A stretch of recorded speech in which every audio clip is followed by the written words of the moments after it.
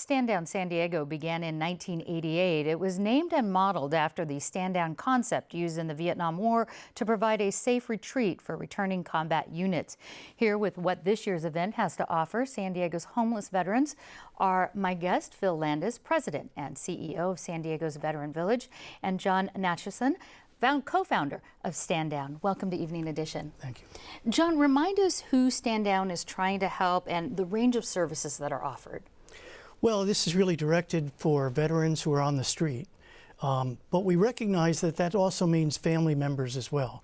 So it's veterans, spouses, partners, and children. That's who we're trying to help, and the services really are anything that we can think of. In fact, over the years, the number of services have increased. But the basic services are there for food, clothing, shelter, medical, dental. But now you can get a massage, you can get acupuncture, you can get all kinds of help. Phil, San Diego's downtown homeless shelter closed last month. What impact has that had on homeless veterans? That's a remarkable process that we've had here. It was open for 19 continuous months of service.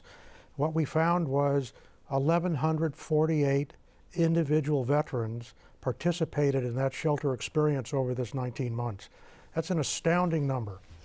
Well, I know that California voters passed Prop 41 in June, which would allocate more money for veterans housing. What would you like to see as far as the top priorities of how that money would be used? Well, I'd like to see more permanent housing. Think of them as apartments, apartment-style housing. What's really important here is not to have an apartment complex with a few veterans in it, but rather one contiguous building or set of buildings where you create a campus so that you can have veterans that live in that campus, if you will, because they all support each other. And John, I know Veterans Village of San Diego is part of a 25-city national initiative aimed at ending chronic homelessness. Mayor Faulkner is part of that program, and he's actually committed to trying to end homelessness for veterans in the next 2 years. He's said that. What's the first thing that has to happen to make that a reality? Well, I think the first steps have already been taken, and the first step really started with our Stand Down back in 1988, which is to say, hey, we have a problem. Stand Down was in San Diego was the first place in the country to really say that there are veterans living on the street and it's disgraceful. Now what's happening is agencies are getting involved and they're connecting with each other, they're working together. I think that that's very, very important.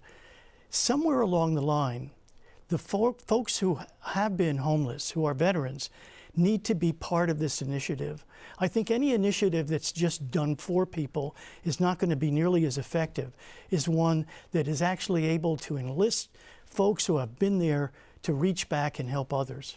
And Phil, what would you say to that? If you could allocate this money and with a wand, how would you like to see it, some of the top priorities? Well, actually, we have a wand, and we're waving it madly. We are going to build a facility and some land that we own in Escondido. It'll be a 64-unit, 138 beds specifically for veterans.